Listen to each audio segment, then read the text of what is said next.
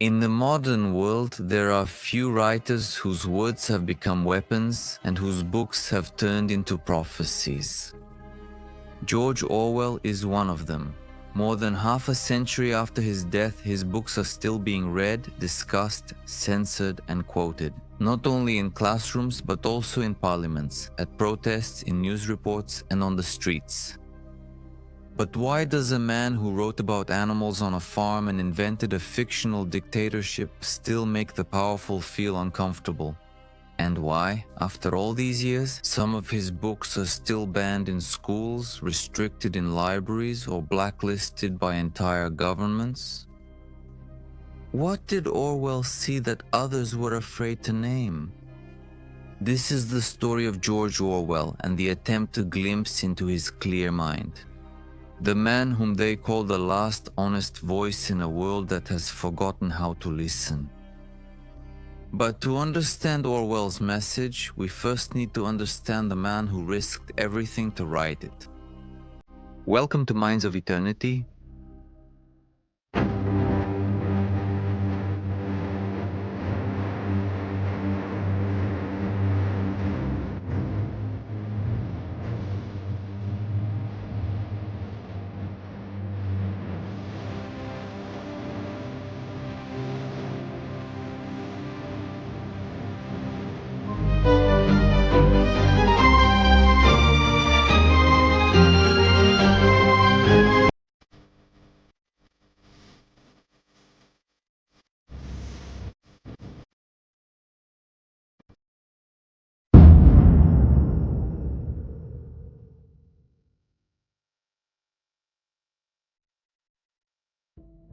Before we start with George Orwell, I wanted to express my immense gratitude for the entire series and to each one of you who has joined us on this adventure. The episodes don't come out that often, but we try to make them long, rich, and truly exciting. But we've prepared some interesting people for you, so write down in the comments who you think will be in the next episode. And I just want to mention once again that even if sometimes the videos, the episodes, or the stories themselves have, so to speak, a bit of a negative slant or direction, if this person is on this show, if he is presented in this way, be sure that we have chosen him with a positive message, with a positive conclusion for each of us, even if it may seem a bit harsh or brutal. And the story of George Orwell is one of those that certainly isn't the brightest, but it can really teach us a lot. And that's why Minds from Eternity is a challenge to explore the polarities. Because we are both halves at the same time, and when we explore them in depth, then we truly become more and more ourselves when we allow them as possibilities. Subscribe if you haven't yet, and enjoy watching.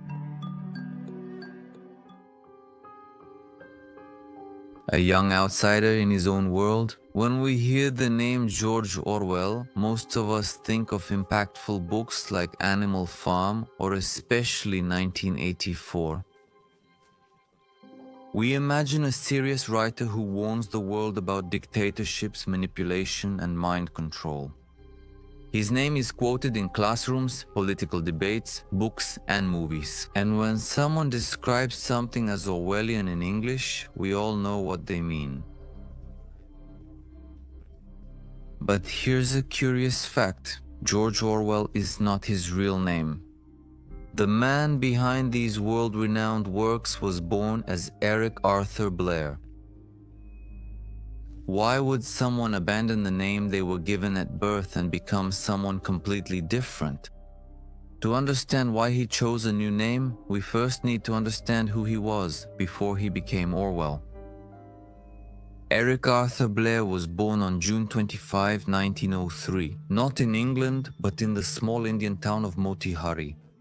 At that time, India was still under British rule. And Eric enters a world where a small group of colonial officials hold power over millions. His father worked for the British government, overseeing the opium trade from India to China. The position sounds official and respectable, but the reality at the time was much more complicated. He wasn't rich or influential, just a mid-level officer serving within the machinery of colonial control. Eric's mother, Ida, came from a once comfortable family with French roots, but their wealth had long since faded. Later, Eric described his family's social position with a strange phrase: lower, upper, middle class. It sounds confusing, doesn't it? But it perfectly shows the awkward position his family held. In the world, there are the manners and attitudes of a high-class family, but not the money to match. And so Eric grew up with a quiet but constant pressure, the need to appear more important than they actually were. In public places, they wore dresses and suits, followed the rules of propriety, but at home they struggled. However, pretending became a habit and the idea of playing a role just to fit in. And this would stay with Eric for the rest of his life. When Eric was still a baby, his mother took him along with his older sister and returned with them to England, leaving his father in India. For many years, he grew up almost without a father figure, raised by his mother and surrounded mostly by women. Even then, he stood out as quiet, observant, and deeply drawn to reading, but more than anything, he was sensitive to the world around him. Even as a child, he sensed the injustice in the way people were treated.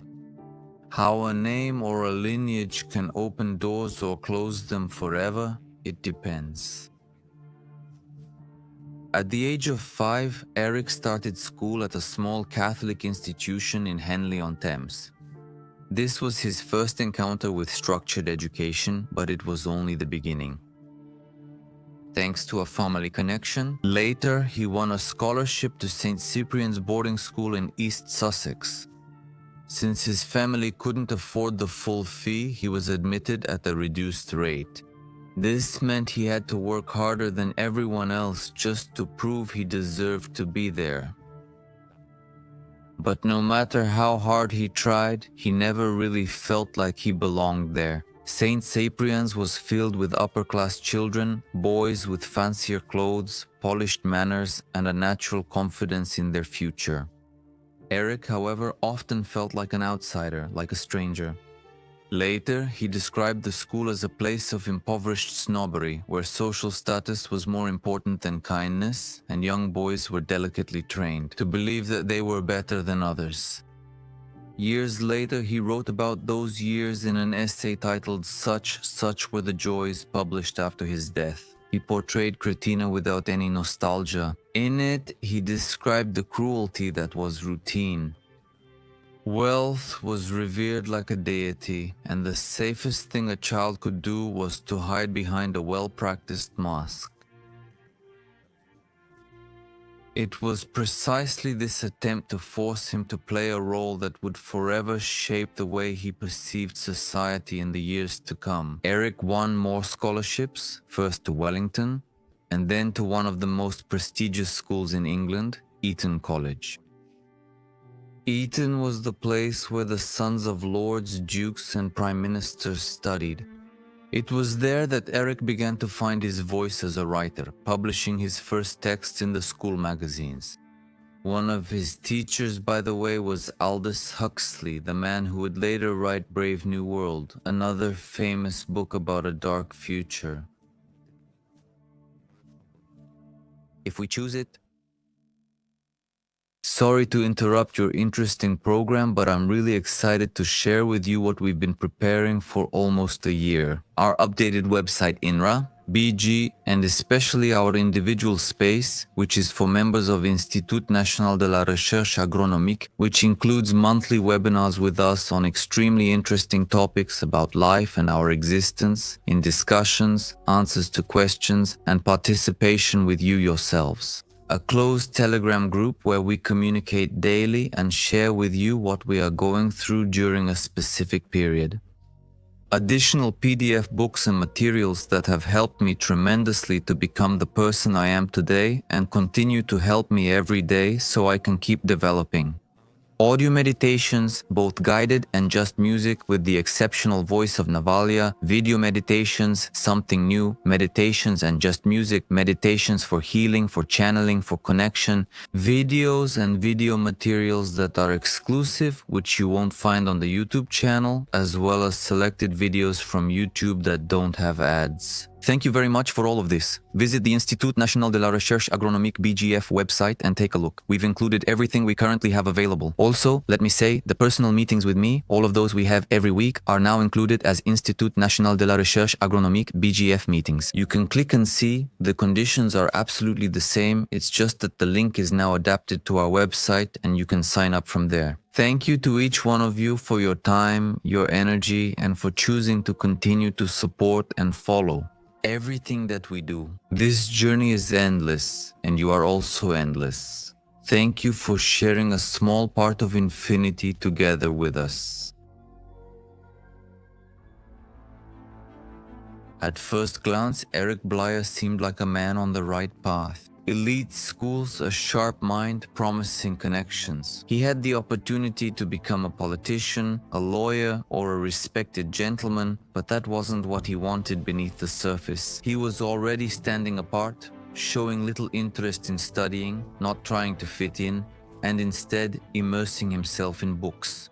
He began to question the world of privilege around him, quietly but surely losing his illusions. While most of his classmates went on to Oxford or Cambridge, Eric made an unusual choice and joined the colonial police.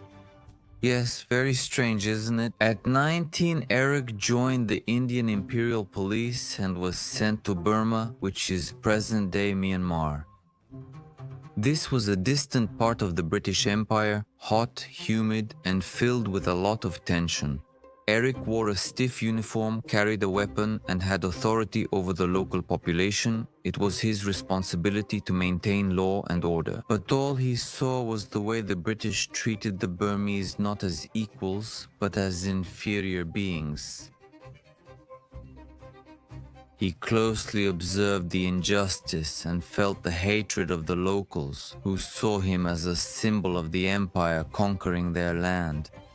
And yet, he was expected to smile and carry on as if everything was fine. This contradiction of being part of a system he didn't believe in was tearing him apart inside. Later, he described the experiences. It was like being stuck between your hatred for the empire you serve and your anger toward the malicious ancient beings who are trying to make your job impossible. It was painful but honest. On the other hand, years later, he would recount these moments in essays like A Hanging and Shooting an Elephant. He felt disgust, guilt, and helplessness. These experiences made him feel ashamed, and then he made a choice that would change everything. He left Burma and the police, and with that, he left behind the version of himself that once believed in the empire, in long and silent obedience. When Eric Blair returned to Europe, everything around him seemed familiar, but he no longer felt like the same person. He went to Paris and London not to live like a gentleman, but to disappear into the shadows. He took the lowest paid jobs he could find, washing dishes in hotel kitchens, sleeping in tiny cold rooms, eating almost nothing. All this just because Eric wanted to see the world from below, as he put it, to step into other people's shoes as much as possible. He wanted to know what it's like to be in the lowest depths of society. He wanted to live the way the poor live, to suffer as they do, and to write about it. Then he honestly did it, which is amazing. His experiences became the basis for his first book, Down and Out in Paris and London. The writing was raw, unfiltered, capturing life as it was for those whom society tried to ignore. But when it came time for the book to be published, Eric hesitated. He believed in every word he had written, but it was the name on the cover that carried the weight. The Blyer family had a long-standing reputation, and their social status still mattered, even though their wealth was a thing of the past. to admit that he had lived among vagabonds, to reveal that he had worked in hotel kitchens. That would have been considered a great shame in the circles of his family with whom they still associated. And so Eric made a choice to reconsider the way he would speak to the world. He adopted a new name, which gave him the space to write freely and to break away from the expectations woven into his upbringing. He chose the name George Orwell. You're probably wondering about this name. The name was carefully chosen, but George carried a sense of stability and timelessness. It was connected to the land and to the identity he still valued. He evoked the image of the good Englishman, reliable, modest, strong, and perhaps it was a subtle nod to King George V, the reigning monarch at the time, a symbol of continuity and national character. And Orwell came from a calm, small riverbed in Suffolk County, a place that Eric had always associated with peace and clarity. Together, the name carried a sense of quiet strength, and over time it would become synonymous with truth and resistance. But at that moment, it simply gave him the chance to start over. Punya, when? Don't you think whatever you do, don't you wish you could start over? Listening to these stories and telling them, entering their worlds, for a moment we realized that yes, this exact way of life will never happen again once it has already existed in the universe. But on the other hand, really the reminders it gives us, this is stepping out of our own perspective just to enter someone else's story, even for a little while, just to see our choices, our decisions from another perspective. I think it's extremely powerful. And not stubborn. In 1936, his attention was drawn to the events in Europe. What happened? Well, a civil war broke out in Spain. On one side were the Republicans, workers, peasants, and ordinary citizens who were trying to defend their country's fragile democracy. Against them stood the nationalists led by Francisco Franco with a vision shaped by authoritarian power. Orwell closely followed everything that was happening, reading reports, tracking the rising tension, and watching as the conflict escalated, but observing from afar was no longer enough for him. In December of that same year, he made a decision, packed his bags, and set off for Spain. He had never been trained for battle, had never fired a rifle, and yet he joined a small group of volunteers who shared his beliefs. They didn't have good weapons, supplies were scarce, and the cold was constant, but they were dedicated to the cause. Orwell was sent to the front line, and although there wasn't much fighting at first, the fear never left him. He wrote letters to his wife and tried to stay strong as much as possible, but nothing could have prepared him for what was to come.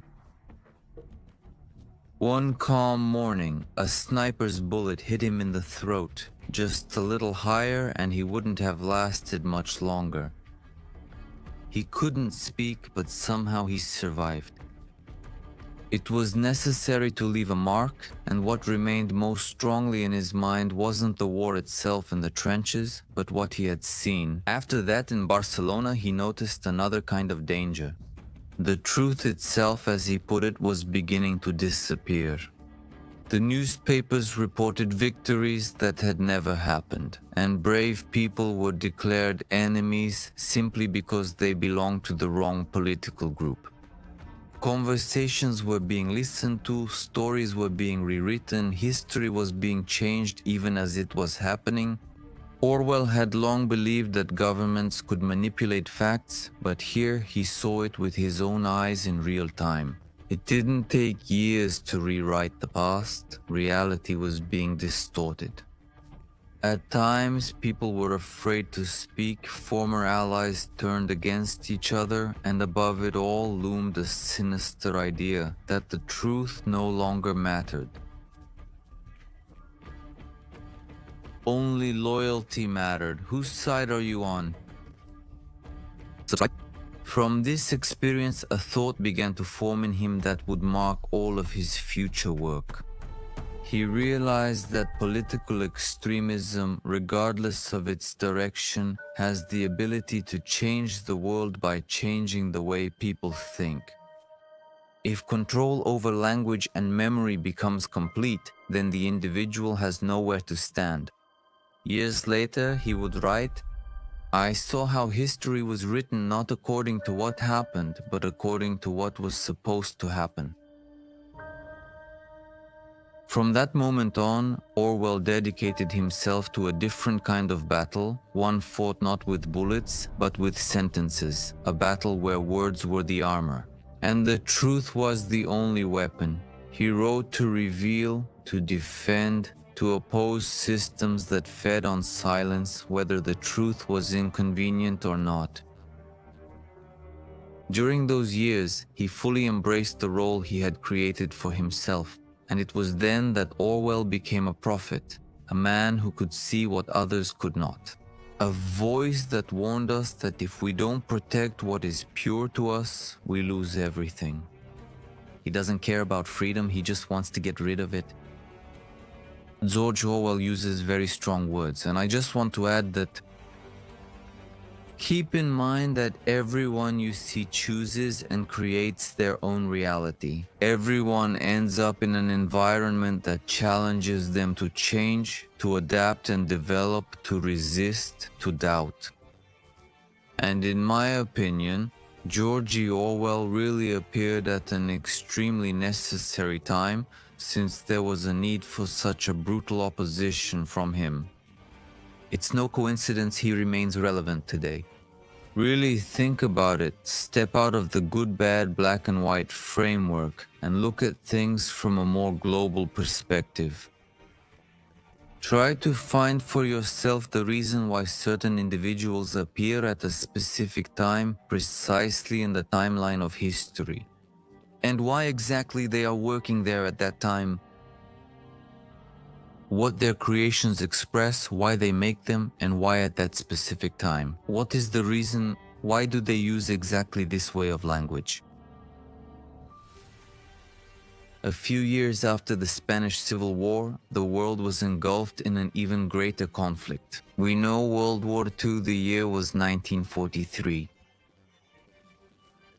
Great Britain and the Union of Soviet Socialist Republics were already allies, fighting side by side against Nazi Germany. Stalin was seen by many as a hero. Criticizing him was risky, even dangerous, but Orwell had seen something that many refused to see, and he couldn't stay silent. But how do you criticize such powerful systems, systems in which power devours its own people and at the same time touches the hearts of the people? With Orwell, the answer was simple: write a fairy tale. Animal Farm may look like a children's story, full of talking animals, a farm, and easy-to-remember songs. But beneath that surface, Orwell hid a warning so powerful that it still whispers almost a century later. The story begins with Old Major, an elderly boar who gathers the animals in the barn late at night. He always speaks with passion, with excitement, with hope, telling them that their lives are full of suffering, that they are overworked, underfed, and treated like tools. Man is the only creature that consumes without producing. He gives no milk, lays no eggs, is too weak to pull the plow, and does not run fast enough to catch a rabbit, he says. And yet he is the master of all the animals. Old Major blames humans, saying that animals should govern themselves, that they can build a better world. A world where all animals are equal, where no one is hungry and no animal kills another. For him, it's a dream of freedom and a golden future. When Old Major dies, the animals remember his words, and when one day the farmer, Mr. Jones, forgets to feed them, they finally drive him off the land, and thus the rebellion begins. The farm is no longer called Jones's Manor, it's now called Animal Farm. In the beginning, the animals write simple, strong rules on the barn wall. They call them the 7 commandments of animalism. They promise justice, equality, and honesty. Whoever walks on 2 legs is an enemy. Whoever walks on 4 legs or has wings is a friend. Nikoni County.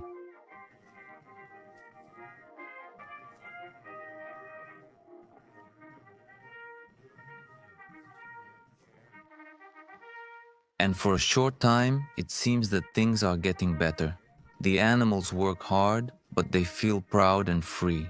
They sing Beasts of England a song of hope and unity, and in it says, soon or late the day will come. The tyrant man will be overthrown, and the fertile fields of England will be trodden only by beasts. Little by little the dream began to fade.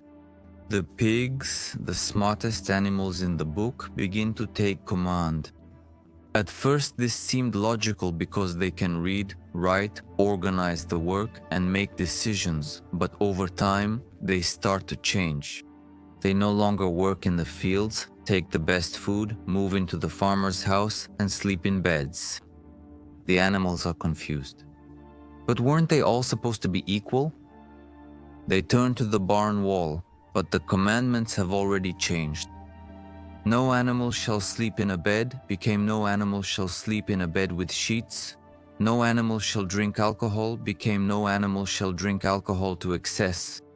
The pigs rewrote the rules one by one, and the animals began to doubt their own memories. Maybe the commandments had always been that way, or maybe they were mistaken. After all, aren't the pigs already in charge? The leader of the pigs? It was Napoleon, a large silent boar who didn't talk much, but always imposed his will and ruled through fear. From that moment on, everything got worse. The animals worked more, the food became less and less, but for every failure, there was always someone to blame. Sometimes it was Snowball, another pig, sometimes the humans, anyone but Napoleon. Propaganda became the main tool on the farm. The pig Kruchun became Napoleon's voice, announcing every lie, every change, every betrayal. "Do you want Jones to come back, comrades?" it would say every time someone raised their voice. Even Boxer, the strongest and most loyal horse, believed that Napoleon was always right. "I will work even harder."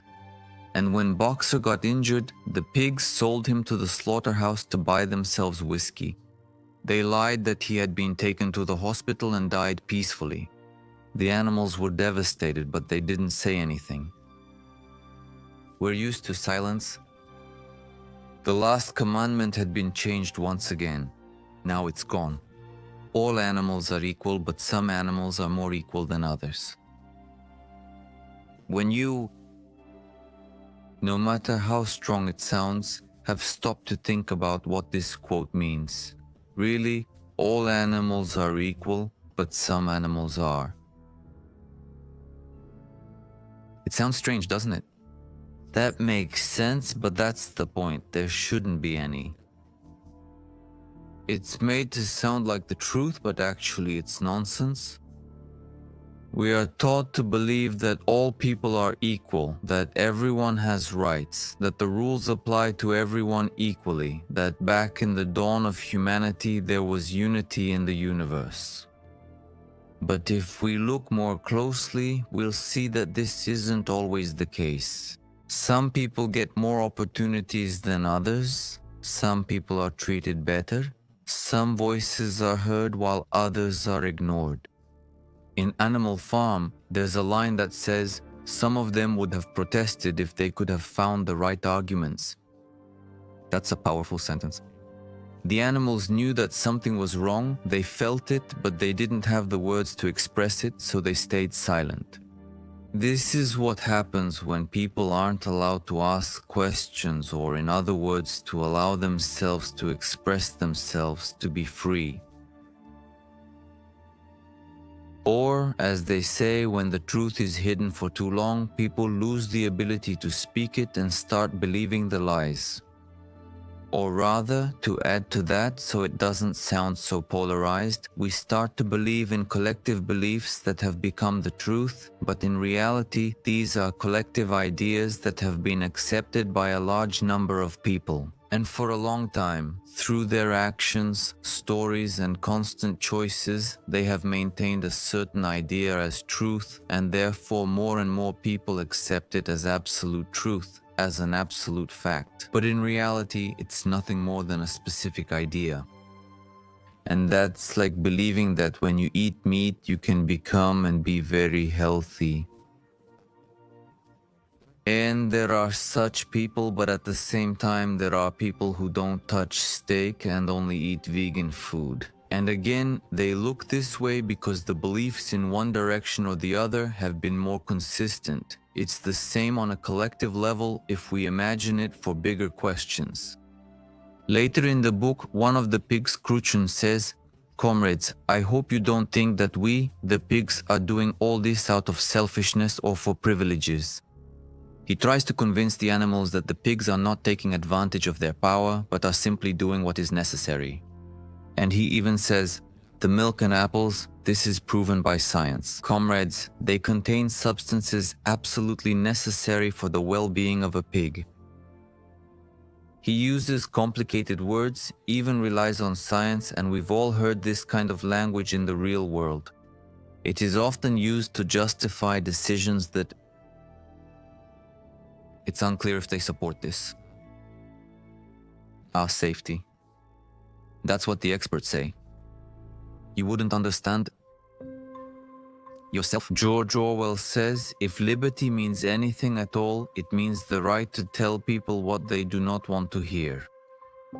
True freedom means that we can speak the truth or be honest, even when it's uncomfortable, even when it goes against what others believe. That's the essence of Animal Farm. It's not just about animals, it's about all of us. And that's why it's so easy to forget something, how easy it is to let things slip through our fingers. And once that happens, it becomes harder and harder to stand up again, to come together again with Animal Farm. Orwell shows us exactly what is happening today from a different perspective. When media, governments, and structures control the stories we are allowed to hear, they tell us what to think, erase what really happened, and make us believe that we are free even when we are not. Just like in Animal Farm, but freedom, as Orwell reminds us, is not something that is given to you, it is something you need to defend and authorize every day. One of the scariest things in the farm is how slowly the animals forget. Little by little, at first they remember how hard life was under Mr. Jones, they remember the dream of equality, promises hope, but over time that memory fades. And when the pigs start changing the commandments, no one can say for sure what was written at the beginning anymore. Muriel read the commandment and it said, "No animal shall kill another animal without reason." Somehow the last two words had disappeared from the animal's memory. Here, Orwell tells us something extremely important. When people forget some part of the past, they become prisoners of the present. People are encouraged to move forward instead of remembering. And when we forget what has happened, we become easy to control, to manipulate. And it's true here that none of us can be deceived, manipulated, or controlled unless we allow it ourselves. But when we ourselves forget that we are the ones who accept and by allowing it makes certain information affect us, well, that's when we truly get lost. Although this comes from us, the external world reflects what is within us. We often get confused by the external and forget we're projecting it from within. Then true chaos starts. And then really sometimes it's necessary to be a bit harsher and a bit more painful. If you want, even shocking. Like a cold bucket of water that someone might pour on you in bed in the morning, or the first time you step under a cold shower or into cold water. Just to give you a little shock, to get you out of your current reactive state so you can feel yourself. To say, wait, what's going on? What am I doing right now? Do I really want what I'm doing? Am I being honest? And even if we don't turn it into structures and global problems and all kinds of such systems, even if we look at it in a conversation in our life, we're sitting with someone and listening to them, some thoughts come to our mind. Are we going to say all of them? Do we feel burdened for not honestly telling that person what we think or expressing ourselves properly? We're afraid maybe that they'll get upset with us and that's why we don't say it, or maybe it's something else. It's just much easier to be honest and say things as they are. And if you've made plans with someone, just say, look, it's going to get too overwhelming for me. I don't feel like it's our destiny. And you can just say, I just want to do something else. I'm interested. I'm excited to do this and that tomorrow. And then over time, you build trust. And when you say something to someone, they will know and it will be backed by that trust. They'll say, oh yes, he has always been fair with me, of course. But if the first time you're not honest, the second time you're not honest, the fifth time you're not honest, and at some point you hold that inside you like energy that builds up, and eventually when it gets too much, you just want to let it all out. Finally, you want to be honest. And when you tell the person from their point of view, from their perspective, up until that moment, he has only seen you as you have been, as you have allowed him to see you. And when you drop that whole bomb from yourself, honestly, right? Honestly, and then we wait. What happened to this person? You're not like that. Something happened, and all this time you've been holding back. And then who got confused about how truth and lies intertwine? And where are we in this whole game? In the same way, in the book, when Napoleon drives Snowball out with the help of 9 huge dogs, it's all a matter of fear, of control. They rush straight at Snowball, who only jumped from his spot at the last moment to avoid their sharp teeth. After that moment, no one ever challenged Napoleon's authority again. His rule became absolute, and the animals learned to obey blindly without asking questions. In today's world, fear works more quietly, sometimes hiding in a glance, in a news headline, in a street post. Sometimes it takes the form of public shame or the sudden silence that falls when someone speaks too freely. The tools have changed, but the method has remained the same. Fear remains one of the most powerful ways to make people not be free. Orwell recognized this model in the past, long before it became part of our daily lives. He had already seen how easily it spreads from a farm in one country to the whole world. One of Orwell's sharpest observations was how power often relies on small changes in language to create the illusion of progress. A cleverly chosen phrase can make even the harshest conditions seem like a step forward. In Animal Farm, Kruchun makes an announcement. The animals will receive a readjustment of their rations. He never calls it a reduction. The word is carefully chosen to soften the truth, maintain calm, and create a sense that everything is fine. This technique still shapes the way we speak today. Layoffs, for example, are called optimization, and surveillance becomes data collection. War is called stabilization, and censorship is presented as concern for security. And when people believe they're moving forward, they rarely stop to ask themselves, subscribe to our, where are you even going? Well, that's the idea of Minds from Eternity. Not to give you a direction and say, go that way, that's the right path. Because we know from universal information that every path is the right one, as long as you're ready to choose. But before you're ready to choose and make conscious decisions, you need to stop for a moment. For a moment, yes, to start asking questions, to ask yourself what you're actually doing, why you're thinking it, why you've set out in that direction. Do you feel the excitement and the desire to go in that direction? Or are you doing it just because someone told you to and you're actually too lazy? To see the polarity and simply to see the contrast, the other point of view, so that only then you can make a more conscious choice. Right at the beginning of the book, one of the animals says a line that sounds merciless. Honestly, let's admit it, Our lives are miserable, hard, and short. But after the revolution, things don't get better. The work gets harder, the food less, and the fear deeper. And yet the animals believe they are free because they are told they are free. And here is a very subtle point, because everyone has a choice, but it's one thing to realize your own free choice and quite another to believe that you're being told you have a choice. And especially with the choices that are created by the system and by the idea that you are informed, but in reality, you only see what someone else has actually allowed you to see. They tell you that you are free, but the cage just isn't visible anymore. The last line of the book reads, "The creatures outside looked from the pig to the man, and from the man to the pig, and again from the pig to the man. But it was already impossible to say which was which."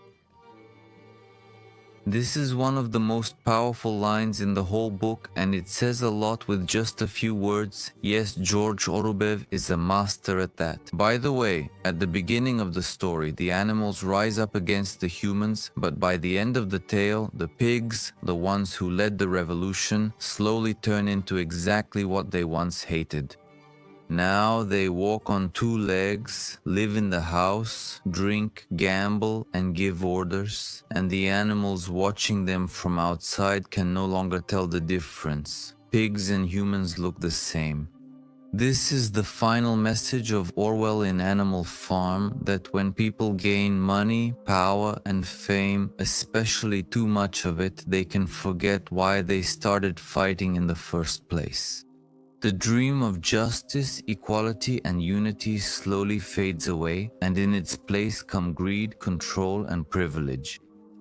And before they realize it, they have already become what they once stood against.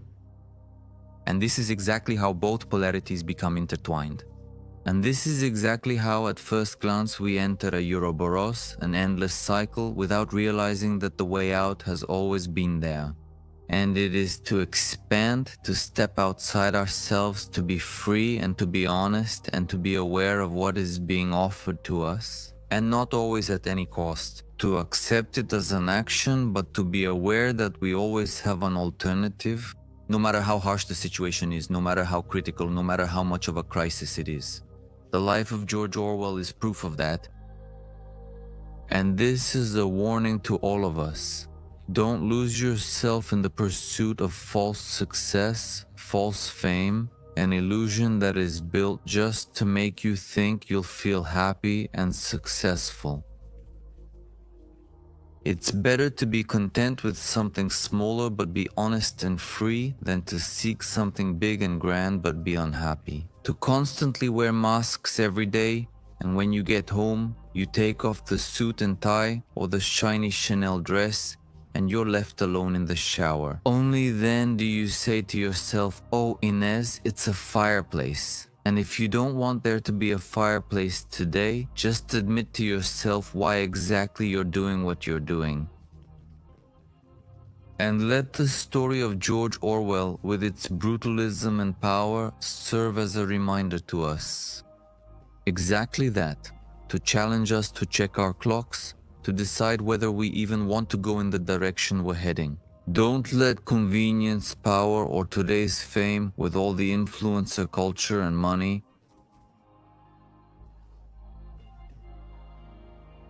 turn you into someone you wouldn't recognize. Just because someone starts something and things begin with good intentions doesn't mean it will continue to develop that way. It's very easy to talk about freedom, about justice, about equality, but it's really much harder to preserve and live by these values every single day when they're threatened by the digital world, by money, by power, by convenience, by connections. That's why it's necessary to stay awake, each in their own way, in the way they see as right for themselves, to be awake, to be adequate, to be sober. And it's necessary to remember what truly matters. What matters according to you? I'll tell you, in my opinion, in its essence, at its core, not all of us are good people. That matters. We are all honest people and we are all simple people, simple. I mean, basically an ordinary life would suit us best because it's a simple life. It's a life in which you truly appreciate things. Every little step, every bird that sings, every cricket that appears, every blade of grass that blooms, and you say, wow, how green it has become. Every smile you see after a specific action you've done for someone, a gift you give, no matter its value, that's something we need to remind ourselves of. The rest is constantly spinning underneath. We change the terms to explain the same phenomena. And that's a game that has no beginning and no end. It is just the way it is. Well, keep in mind that there are other levels where things are different. And you always have the choice whether to disappear, whether to transform and leave a certain system and enter another one that you prefer more. That really depends on you. And if you say, oh, they make it so I don't have a choice, no, you are accepting that they make it so you don't have a choice. But that's a subtle point. If you don't do it, one day you'll look in the mirror and you won't recognize yourself. This is part of what George Orwell wanted to convey to us through his works. To understand Animal Farm. Hello, I want to sincerely thank each and every one of you who takes the time, resources, and attention to follow everything we do every week. I want you to know that we deeply appreciate it, and it truly means a lot, both to me and to the people around me. If you would like to support us, you can do so on our updated website, INRA. In the donations section, you can use PayPal, EasyPay, or Stripe, whichever works best for you. We truly appreciate every choice made in this direction, and we thank you for everything we achieve, thanks to you as well. It's not hard to guess when and what exactly George Orwell had in mind when he wrote Animal Farm. And even though the book is written as a fable, he talks about the things that happened in the Union of Soviet Socialist Republics after the Russian Revolution in 1917. The pig named Napoleon in the book represents Joseph Stalin, the dictator of the Union of Soviet Socialist Republics, just like Stalin. Napoleon starts out as one of the leaders of a revolution that promises equality and freedom. But once he takes power, he gradually turns into a tyrant, using fear, violence, and lies to control everyone else. Snowball. Another pig who wants to make the farm a better place is based on Lev Trotsky, a real revolutionary leader who was removed from power by Stalin and later killed. The wise old boar, Old Major, is a combination of Karl Marx, the creator of communist ideas, and Vladimir Lenin, who led the Russian Revolution. The horse boxer represents the working class. Ordinary people who believe in the system work tirelessly and in the end are discarded. And the farmer Mr. Jones is the embodiment of the Russian Tsar who lost his power during the revolution. Orwell used these animal characters to show how revolutions can go wrong. But writing such a powerful story in the midst of World War II was not easy at all. He finished the manuscript as early as 1943, but he had great difficulty finding a publisher. Naturally, at that time, the United Kingdom and the Union of Soviet Socialist Republics were allies in the fight against the Nazis, and publishers were afraid that publishing such a book, which clearly criticized Stalin, would create political problems. Some simply didn't want to upset the British government, while others were worried about offending the Union of Soviet Socialist Republics. And now, in fact, 4 different publishers rejected the book. One of them even accepted it at first, but after a conversation with a representative of the British Ministry of Information, they changed their mind. Later, it became clear that the person who gave this advice, Peter Smollett, was actually working as a Soviet spy. Even Peter S. Eliot, the famous poet and editor at the major publishing house, rejected the book, admitting that Orwell wrote exceptionally well, but he disagreed with the messages. He also said that using pigs as the ruling class might offend Russian readers. Orwell was deeply disappointed. In a letter from that time, he wrote that it was almost impossible to publish anything openly anti-Soviet anymore. Books that criticized the Union of Soviet Socialist Republics did exist, but they were most often published by religious or far-right circles, whom Orwell also did not trust. He was a democratic socialist and wanted to criticize Stalinism from the left, not from a conservative or religious point of view. Finally, in 1945, a small independent publisher called Secker Warburg agreed to publish Animal Farm. The timing also helped. The war was coming to an end, and people were beginning to realize that Stalin's rule was not as noble as it once seemed. Even then, Orwell was under pressure from those around him, including the wife of his own publisher, who thought that it was not the right time at all to criticize the Union of Soviet Socialist Republics, since Stalin and the Red Army had played a decisive role in the victory over Hitler. After the book was finally published, it became a great success, was translated into many languages, and Orwell even allowed a Russian translation to be printed without asking for any payment. He believed that the message of the book was much more important than money, but in the Union of Soviet Socialist Republics and in the countries within its orbit, the book was immediately banned. The Communist Party knew very well that the story was about them and didn't want people to read it. In fact, a Ukrainian edition of the book was confiscated by the American military authorities and handed over to the Union of Soviet Socialist Republics. Even in democratic countries like the Union of Soviet Socialist Republics, Animal Farm faced difficulties. Some schools and libraries removed it because they considered it too political or because it depicted violence and betrayal in a way that seemed too dark for young readers. And despite everything, Orwell's book survived and became one of the most famous political stories ever written. It reminds us how easily ideals can be distorted and how dangerous it becomes when people stop asking questions. And the very fact that Orwell faced so many difficulties publishing his book only proves how true what he was trying to tell us really was. After he finally managed to publish Animal Farm, George Orwell entered one of the most difficult periods of his life. The book was very successful, but Orwell was not in good health. His condition quickly worsened. He suffered from tuberculosis, a serious lung disease that made it difficult for him to breathe, eat, and sometimes even speak. The doctors told him that he needed to rest, but he didn't stop writing. He felt that there was something important that needed to be said. His attention was now focused only on the Union of Soviet Socialist Republics, but he also thought about Nazi Germany, where the truth had been turned into propaganda. He reflected on what was happening in Great Britain during the war, how the news was censored or carefully shaped to convey the right message. He also saw how newspapers and ads could gradually shift people's beliefs, not through force, but through the constant repetition of the same ideas until they start to seem like the truth. And that's exactly what 1984 is about. A world where truth is no longer determined by facts, but by power. A world where people believe what they are told, even if it contradicts what they see with their own eyes.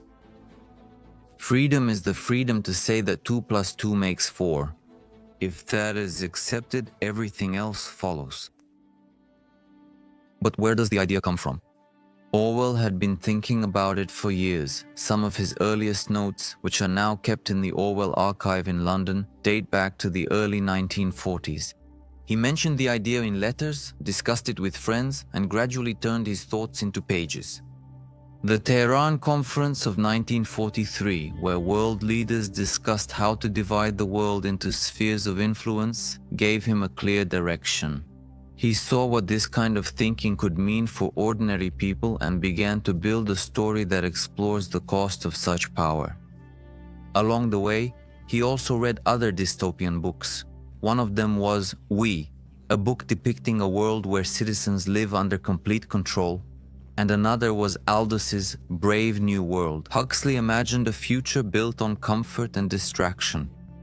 Orwell admired these books, but chose a different path. He chose to write something colder, more immediate. And in 1944, he showed the first pages of his new book to his publisher, Frederick Warburg, and said that writing it would take time. He made his living through journalism, but city life and daily deadlines exhausted him. His health was fragile, and the long London winters left him weaker with each passing year. That's why in 1946, he left the city and moved to Jura Island, a remote place in Scotland, where he began to write seriously on Jura. Orwell lived in a stone farmhouse called Barnhill. There was no electricity, no hot water, only silence, wind, and a typewriter. Writing was slow. During the first months, progress was minimal. Sometimes he would set the manuscript aside for weeks at a time, but when he returned to the island the following year, he would start working again. Through fever, weakness, and pain in his lungs, his body was giving out, but he didn't stop. By the end of 1947, he had finished the first draft. He lay in bed, coughing and sweating over the last lines. In 1948, he neatly copied the entire second manuscript himself to make it understandable, since the original was chaotic. Every day he wrote thousands of words, often trembling from a fever. On December 4th, he sent the final version to the publishers, and just a few weeks later, he left Jura and moved permanently to a sanatorium to rest. The choice of title was not easy either. Orwell considered the name The Last Man in Europe, a title that captured the quiet resistance of the hero Winston Smith. Winston, a man who tries to preserve truth, memory, and love in a world that wants to destroy all three. But the publishers suggested another title, 1984. That name sounded more urgent. It placed the danger in the near future, close enough to seem real. Some people think that Orwell simply reversed the digits of the year he finished the book, 1948. Others point to earlier literary references with that date. Orwell himself never gave a clear explanation, but the message was clear: this world is not distant, it is already taking shape. Think about whether you want to create it. The book was published on June 8, 1949 in London. Orwell expected to earn a few £100. The first edition sold out quickly, and soon more copies were printed in the United States. The interest grew even more, and by the end of the summer, tens of thousands of readers already had the novel in their hands. Over time, 1984 became one of the most important books of the 20th century, and in 1984 itself, it topped the bestseller lists in America. Millions of copies were sold worldwide. Orwell, however, did not live to see the full impact of his work. He died only 7 months after the book was published. His lungs were too damaged for him to recover.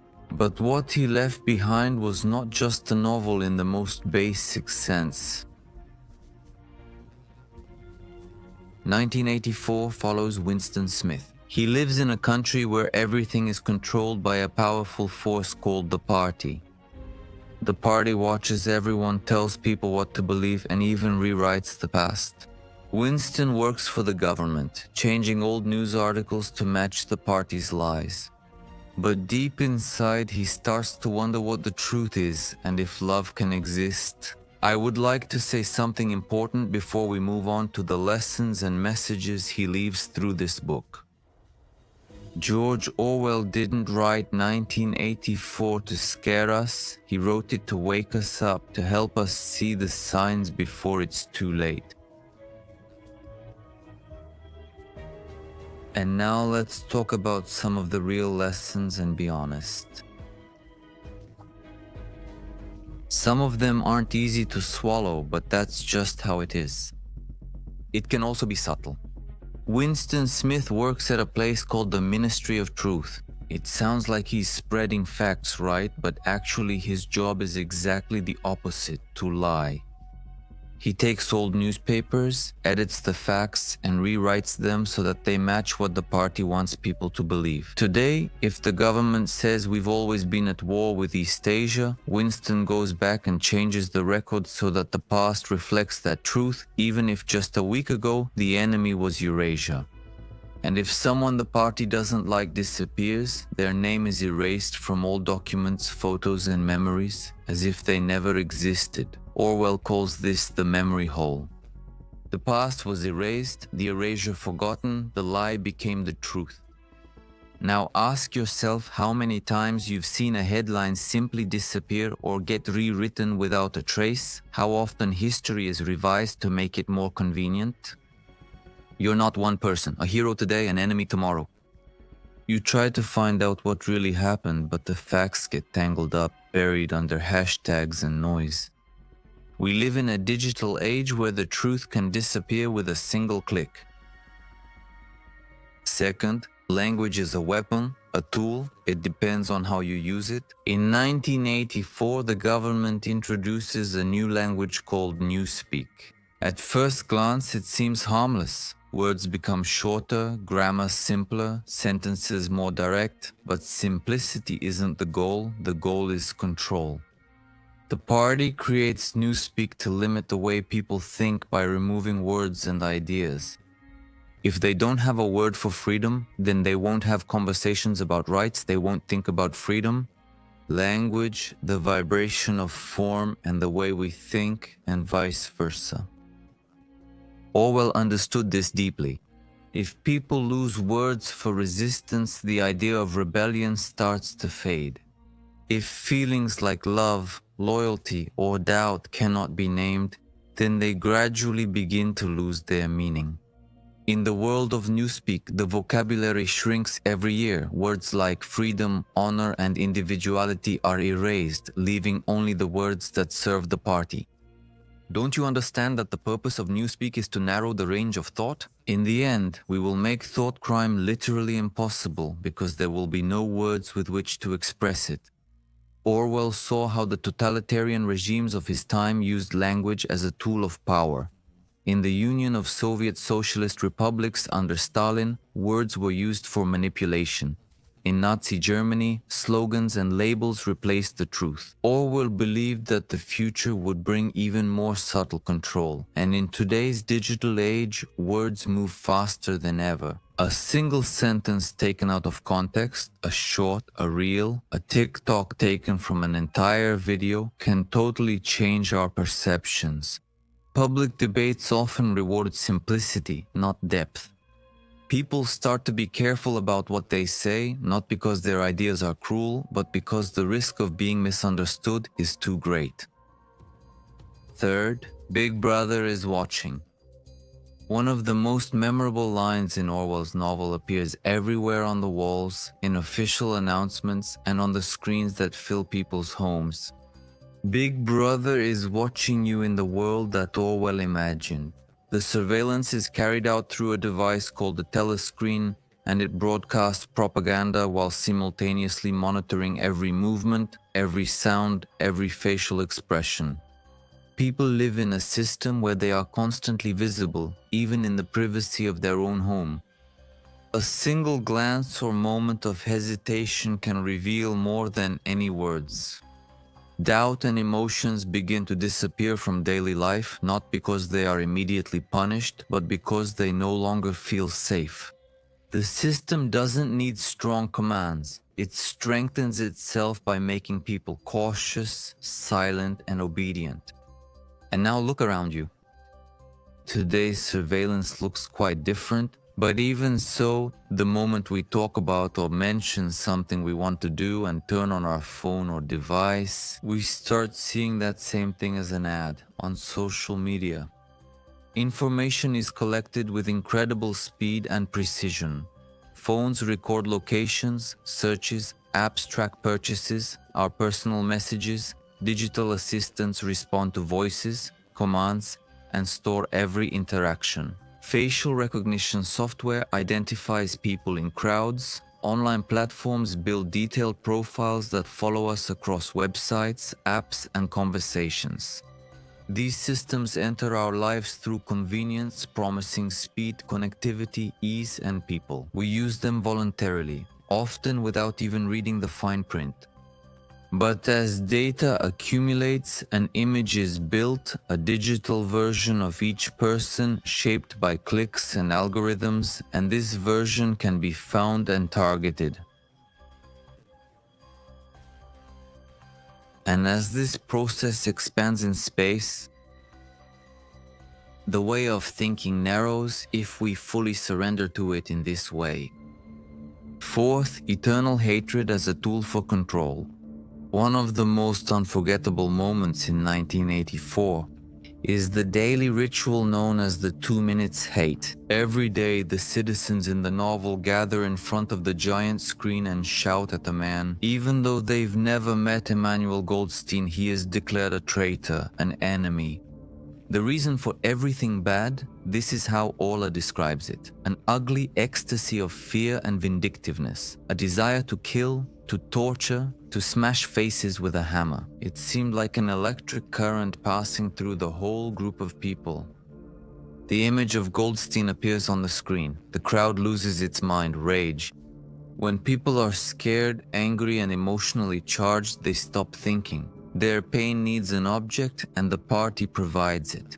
Throughout history, political leaders have used the word enemies to create unity and silence opposition.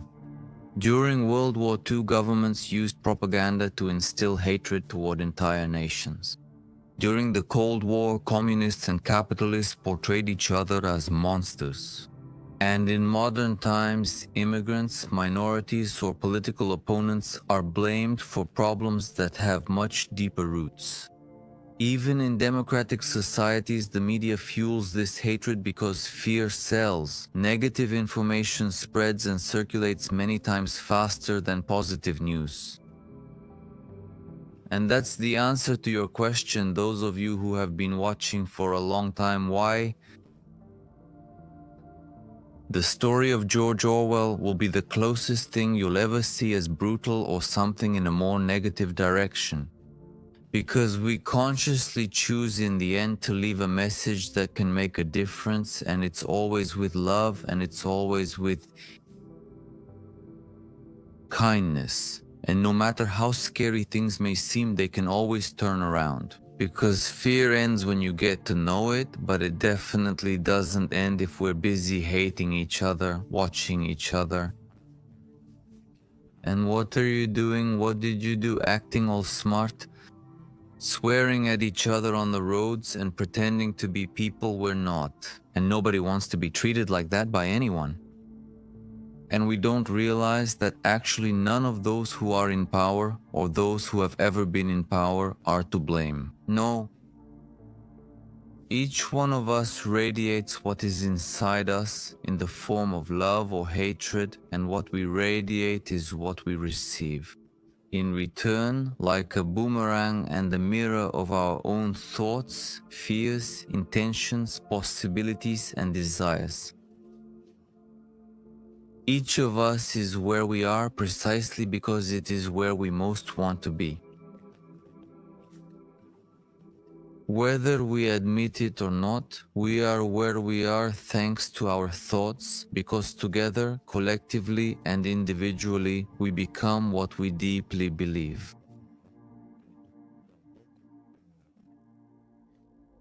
In 1984, of course, things are polarized and are at one extreme. And there, the world is always at war. The enemy changes later, but the names, of course, are not important. There, the war never ends. And Orwell says, war is not meant to be won, it is meant to be continuous. Just like in Animal Farm, the message here is chilling. If we allow war, it's about control. And when there is war, people are afraid, and frightened people are much easier to manage. On September 11, the so-called War on Terror began, and 2 decades later, it is still being mentioned. Countries launch endless military operations, which are accompanied by new laws that allow governments to monitor phones, emails, and locations. Many of these laws remain in effect. And freedom suddenly gets lost in the name of security and rarely returns unless we choose it. Freedom begins with us, and no matter how many physical actions we take thinking they will set us free, first, we need to change our way of thinking, to stop criticizing each other and looking at each other with suspicion, and to stop blaming others for our own actions and desires, to be honest about our own intentions, about what we want to do, to actually share it with others, and only then to react to the situation, after we've opened up, gathered adequate information, and checked things out. And if we haven't experienced something, tried it, or gotten to know it in depth, it's best to comment on something else. Perhaps the saddest and most devastating truth in the novel is what happens with love. Winston falls in love with Julia. They find joy in a gray, lifeless world, dreaming of freedom and believing it's possible. Love will save them, but the party sees love as a threat. It does not allow love. There cannot be pure love between two people, because that would create a world outside the party's control, and that's why it crushes it. Winston and Julia are arrested, and then they are forced to betray each other, destroying their relationship. There are rules against people loving each other, because there, if you love someone more than Big Brother, you are a threat, and in Oceania, there is no place for threats. And of course, we can see this both in history and in the world today. But we can also go back in time and realize a very simple phrase. When two people come together under one roof and tell the mountain to move, it will move. When you manage to find your other half and create this whirlwind and truly move together in every moment, in every line, then it's not about you becoming stronger than someone else or not becoming and not being subject to control. Yes, that's a fact, but what's more important is that you really start to radiate more humility, more true love, and the opportunity for everyone, first of all, to realize that in their essence they are free, in their essence they are part of all creation, and they are one path. Once he is created, he is made, he is created, he is made for the sake of the beauty of creation itself. Therefore, his task is to continue the unfolding and expansion of this creation through more and more creativity. No matter in what field and whenever he explores this excitement, as he expands the whole creation in sync with his counterpart, then truly he is himself. In the words of Orwell, he who controls the past controls the future, he who controls the present controls the past. We've all heard that history is written by the winners, and that's nowhere more true than in the world of 1984. The party controls the past with the same passion with which it controls speech, thought, and behavior. After World War II, the Allies were remembered by the world as liberators, and many of their controversial actions went almost unnoticed. The bombing of Dresden by the United Kingdom and the United States, in which tens of thousands of civilians died, was often omitted from textbooks or mentioned briefly without details. History focused on the just struggle against fascism, while the moral cost of some decisions was left in the background. The idea was simple: victory and heroism. Those who won shaped history and decided which events would be remembered as justice and which would quietly disappear from collective memory. In 1984, Orwell shows us how dangerous this is when Winston tries to remember the past. He can't. Everything has been changed. His only faith was in the truth he felt inside himself, but even that was crushed.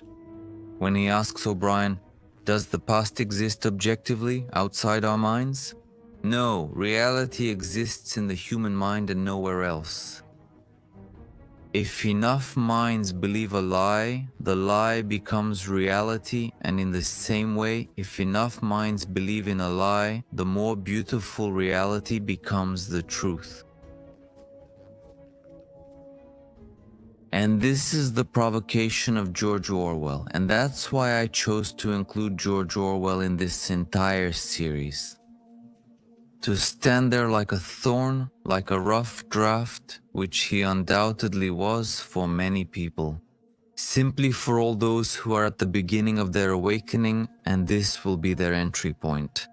Because the first steps toward realizing who we are to let go of old dogmas, to observe, to see the system from a different perspective, and then to realize that we are the ones who build it. And to take responsibility for our choices and actions, for the words we speak, for our behavior, and for our attitude toward the people around us. And that's why I decided to include George Orwell. He was a brilliant psychologist, by the way. He understood people, their emotions, their fears, their need to belong. He understood that people don't just seek the truth. They simply don't want it unless it's convenient for them. What they really want is something that confirms their already existing beliefs. And how are beliefs formed today? Psychologists call it cognitive bias, to be precise, but Orwell saw it long before the term became popular. Even more dangerous than personal bias, according to him, is the power of group identity. When we become attached to a group, whether it's a nation, an idea, a class, a religion, or even a football team, we stop thinking clearly. Everything our group does naturally becomes right. Everything the enemy does becomes evil. The enemy of my enemy is my friend, and this turns into an unwritten law. Orwell notes in an essay that people often dismiss information not because it's false, but because it comes from the opposing side. We ignore the truth from opponents and excuse lies from our own side. Orwell saw this even among intellectuals, especially among them, because, as he noted with quiet irony, smart people don't always think better. They're just better at defending their own illusions.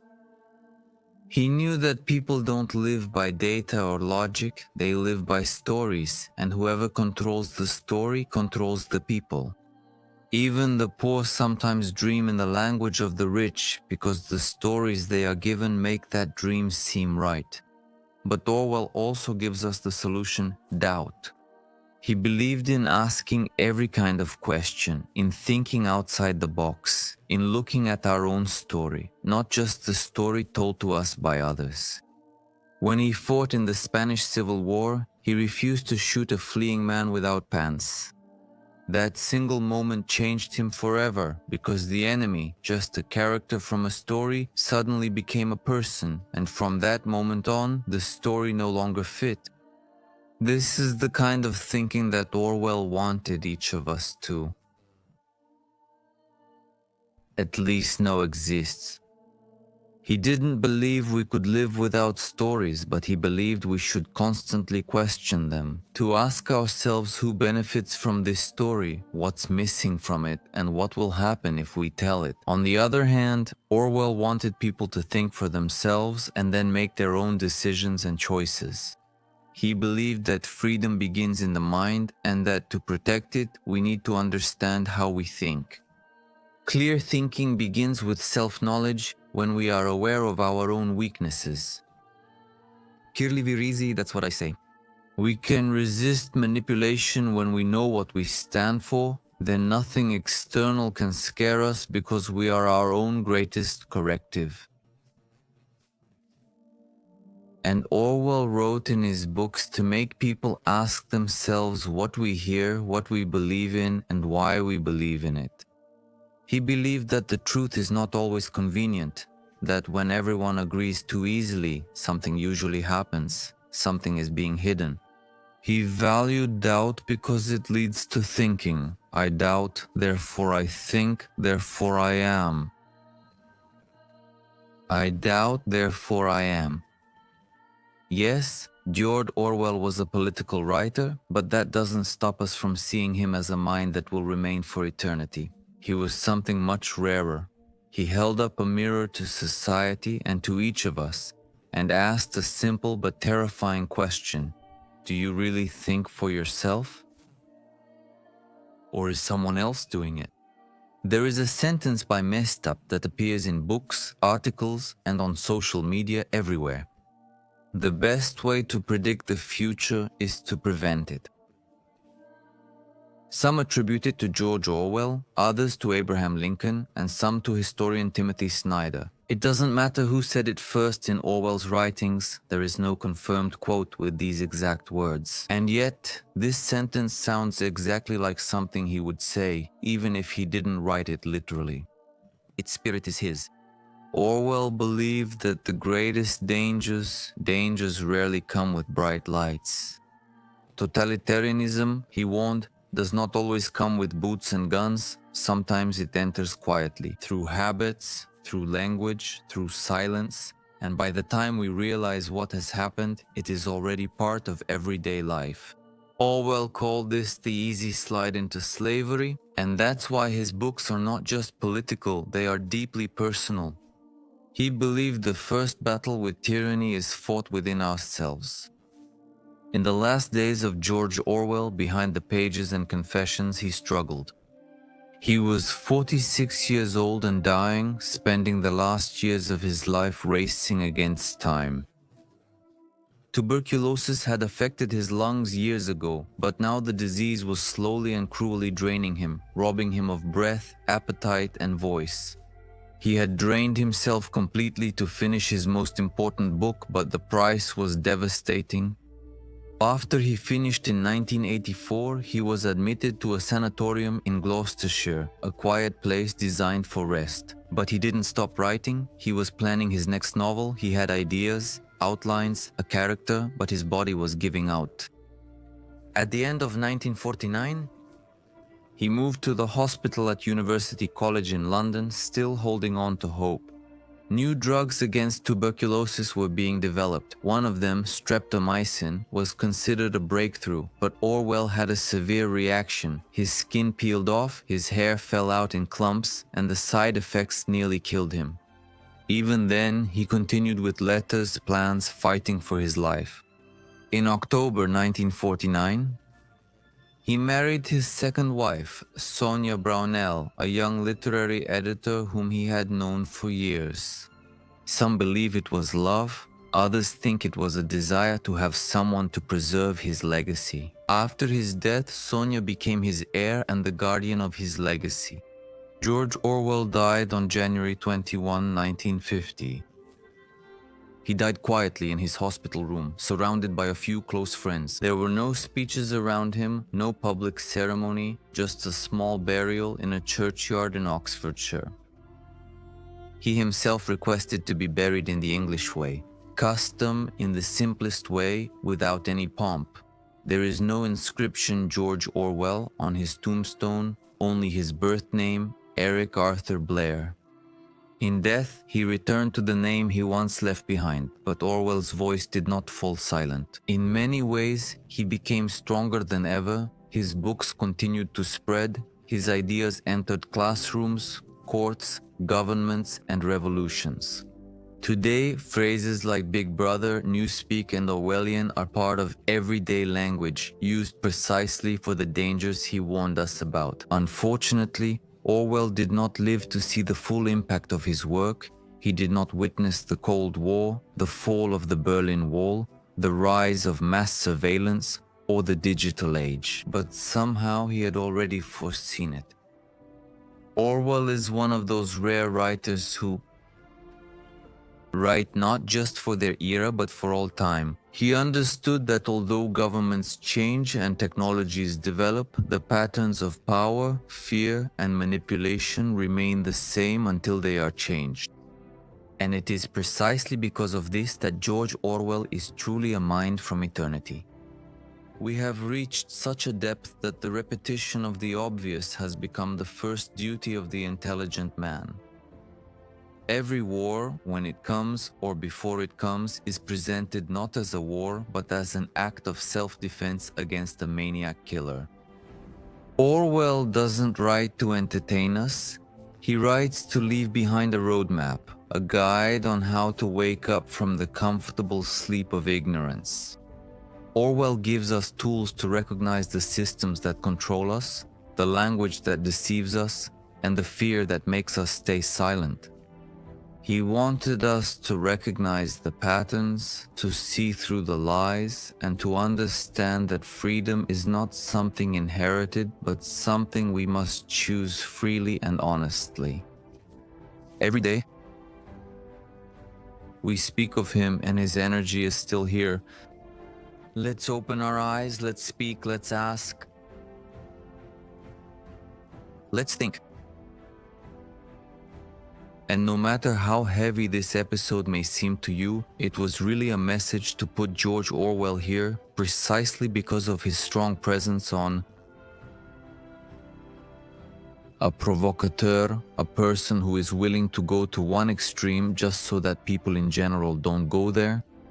If you understand me, what I mean is to announce, to predict, to always try to share in order to protect, to try to help in a different way in service of everyone. And since truly everyone is one of these minds, you will see over time that each uses their own method. But ultimately, at its core, there is one message.